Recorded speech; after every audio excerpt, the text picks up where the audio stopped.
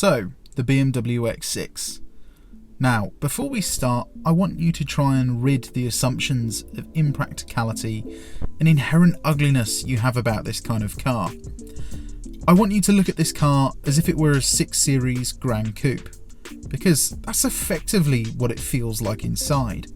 Of course, the major difference is its height and weight. But BMW know a thing or two about how to make cars handle well. So today we're going to find out whether this do-it-all car can really do it all. My name's Tom and you're watching Paragon Cars. Let's go.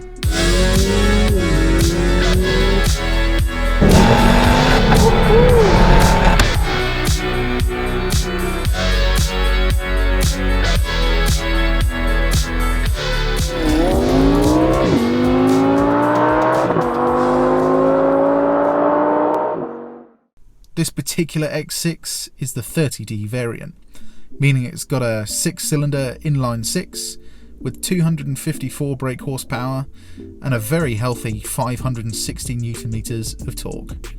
Good for 0 to 60 in 6.7 seconds.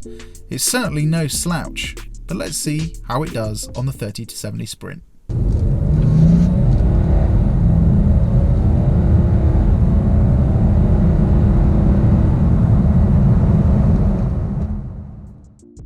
The fastest time we managed was 6.31 seconds. And whilst that may not look that fast, that's only just over a second slower than a Ford Focus RS. That's pretty impressive when you consider this has got less power, it's a diesel, and it weighs a lot more. Coming to the inside, you'll find a nearly entirely leather-wrapped cabin, featuring heated memory seats, a digital dash, the hard-hitting Harman Kardon sound system, and an absolute plethora of tech that we'll get onto later. The digital dash is BMW's first attempt at going full screen in the tachometer department. They've given us a few different layouts to choose from, all of which function as intended. Other than that, there's not much more customization to be had. The rest of the interior follows suit. Everything functions exactly how you'd want it to, from the iDrive to the HVAC controls. One thing that should be on every car is this, the Max AC button. The less buttons I have to press to get cool, the happier I am. The controversial rear seats are where journalists really get caught up. Due to the sloping roofline, headspace is indeed impacted. But unless you're carrying someone well over 6 foot, it's just a non-issue. The seats themselves are comfortable and actually hug you rather well, so you're not flopping about when mum's on the school run dash. Quality moves through to the back as well, making this car more cow than metal. The boot is another well-ridiculed area for being intentionally impractical. The reality is, it's still a massive boot though. 580 litres with the seats folded up will be perfect for 99% of the time. And with the seats down, it expands to a whopping 1530 litres. I do really struggle to think what wouldn't actually fit in there that someone would actually need. Right, let's get on the road and do some driving.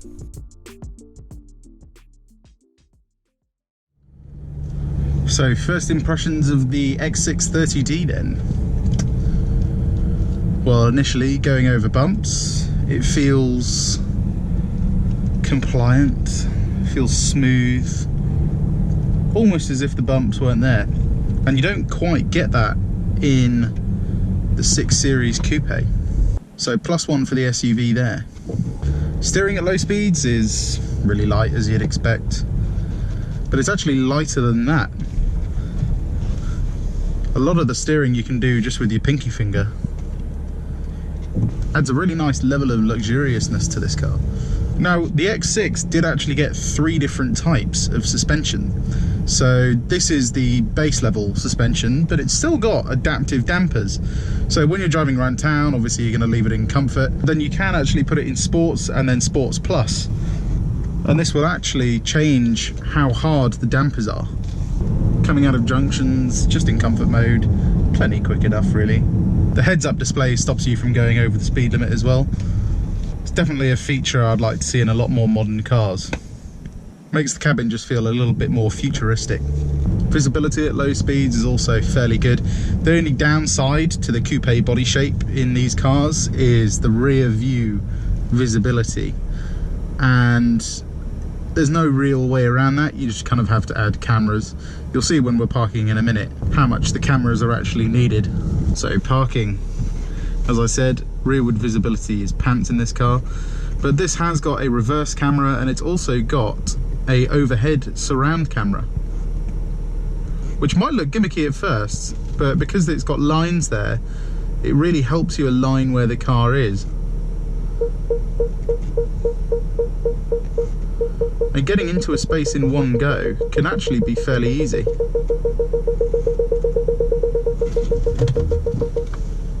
Although I didn't do it because I'm crap at parking.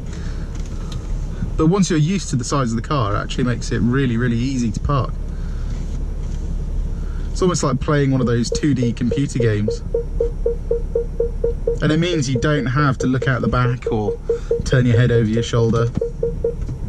So parking becomes very easy. Coming out of junctions just in comfort mode. You never need to put your foot down in this car really. It's all about riding that effortless wave of torque. And getting up to 30 miles an hour, it just wafts along and doesn't make you feel like you're putting any effort in, which is what a car like this should do. Okay, we're going to reset the trip computer now so we can see what kind of MPG we get driving around town on the motorway and then some twisty road driving, because this BMW should be able to drive like all other BMWs. Coming around roundabouts just in comfort mode, it doesn't feel any different really to a lower down car. You can't feel the difference in weight when you're at a lower speed, but we'll find out later when we're going a bit faster to see if I can actually feel the difference between this and something like a 6 Series.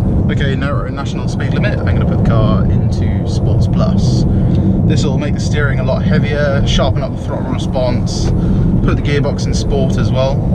This will hold on to gears longer, and it will also stiffen up that dynamic suspension I mentioned earlier. But coming around corners in this car, it is properly quick, and you can feel the rear drive bias from the X-Drive system.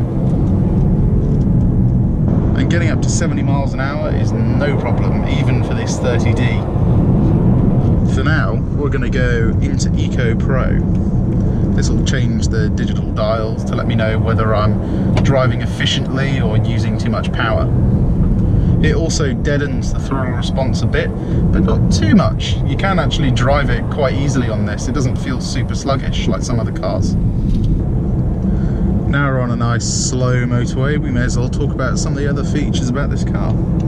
In terms of road noise, it's not quite as good as the Audi Q8. There's just a little bit more tyre roar when you're going at higher speeds. Same thing with wind noise.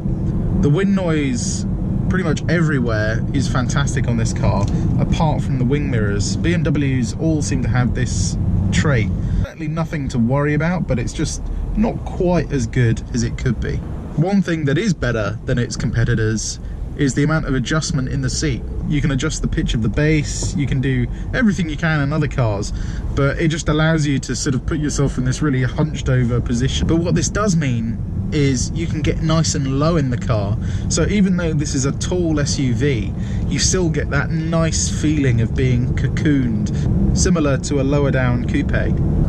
Another area where BMW seem to always shine is their interior quality. Now, it's quality and the fit and finish where this car shines. It may not look as flashy as an Audi or a Mercedes, but their material usage, let me tell you, is on par, if not better, than both cars. And the amount of leather they use in their interiors is what I would expect out of a luxury car. Audi seem to use quite a few plastics, even on the tops of the door sills. This car doesn't have extended leather, and yet it's got leather pretty much everywhere over the interior. If it's not leather, it's metal. If it's not metal, it's high-grade plastics. And even then, those plastics are few and far between. In terms of visibility, changing lanes is really easy in this car. It's pretty much the same as a BMW 3 Series. You are aware that it's slightly bigger, but once you get over the slightly intimidating factor of the size of this car, it doesn't feel any different to drive on a day-to-day basis. If you remember in the intro, I said this car's got a max AC button, and this basically means you only have to press one button to get yourself cool. And this BMW is filled with neat things like that that really do make it feel more luxurious than other cars. It's little things like a sunglasses holder that is lined with felt, so anything you do put in there doesn't rattle around. And then if you're not a fan of things like the front end warning collision systems or lane departure warning system, it's one button. You press one button to turn everything on or everything off. And of course, it's still configurable. So when you turn it on, you can have everything off, or you can have half the stuff on. And it's all these little things that make a car like this feel more luxurious. I always say the less you have to do in a car to get what you want, the better it's been designed and the more calming it is to drive compared to its competitors. In terms of consumption, they say this BMW X630D should get 47 miles to the gallon on the combined cycle. And so far we're getting 38.6, so quite a way off what it should be. Although we are doing quite a few more miles on the motorway, so we'll see exactly what that figure is in a minute. Coming off the motorway then, we actually managed 40.5 miles to the gallon, and that was through quite a lot of stop-start traffic. So I take my words back, you could definitely achieve 47 mpg in this car, if not over 50. It's amazing what kind of economy you can get out of big SUVs these days. Okay, let's go do some twisty road driving. Here's our favourite bit of twisty road then, let's go. Now of course, being a diesel, riding that wave of torque is something you really want to do. But there's something about this X6, you can really grab it by the haunches and give it some. Even over these bigger bumps, it handles really well. And the biggest thing that seems to come through in terms of driving dynamics is the steering and the actual chassis itself. It feels quite rear drive bias, and there's no complaints when it comes to acceleration. Getting up to 70 was quick, getting up to the national speed limit here is plenty fast enough.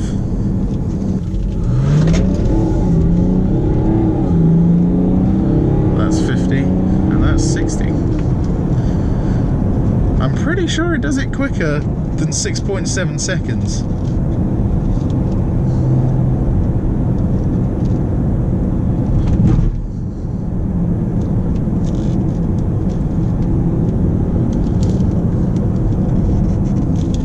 But the steering for an SUV is so precise, and it seems to just hold on, even when it shouldn't. You can go much quicker around the corners than you should be able to with this car. And that's why BMWs are so good. This car really is the best of both worlds. You get the coupe looks, you get enough room inside for 4 or 5 people and their luggage, and you get to have fun even though this isn't a sports car. For as much hate as these cars get, you have to applaud the engineers on making something truly quite special. Yes, I guess you could say it's a jack of all trades, master of none, and you would be right in saying that. But it really is 90% of the way there on every category. And that's why I think buying something like this really does make sense in the world we live in today. That's of course, unless you've got the money to buy a sports car and an SUV.